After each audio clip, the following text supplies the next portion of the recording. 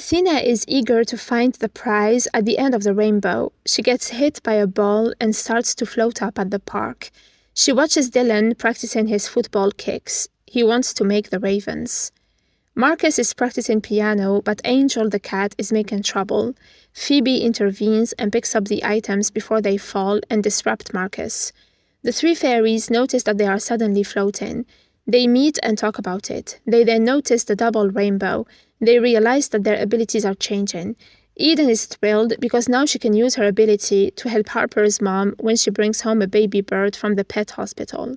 Phoebe gives Marcus a boost with her magical melody while floating. Eden chats with a baby bird called Calvin who is afraid to fly. She decides to go get Ruffles, who can show him how to do it. She starts floating to reach Ruffles, but her wings won't stop flapping, and she ends up clung to the ceiling. The three fairies meet and talk about their floating ability. They realize that it's cool, but it's also getting in the way. They decide to work together to accomplish their tasks. First, they find a way to get Diego and Marcus to play the same song at the same time. Athena does her think jump and hits the mug. The sound helps because the two boys play to the beat of the mug and stay in time together. Phoebe uses her magical melody and the two boys manage to play music beautifully. The three fairies then head out to help Dylan with his soccer tryouts and notice that he left his backpack and soccer cleats behind. Athena uses her fairy flex ability to carry the bag while Phoebe and Eden float up to get the door. They rush to the park and hand it to him. Then the trio head to see Calvin, who flew to the ceiling, but now he is too afraid to come down. They float together and show Calvin how to fly. The baby bird joins his family in the park. People at the park gaze at the beautiful rainbow. A bubble then carries the three fairies. Willow shows up and announces that they're leveling up. The three fairies started their journey as flutters, but now they're floaters. If they keep up the good work, Willow promises them that they will become flyers like her one day. Athena is grateful for her new powers as they helped Dylan make the team.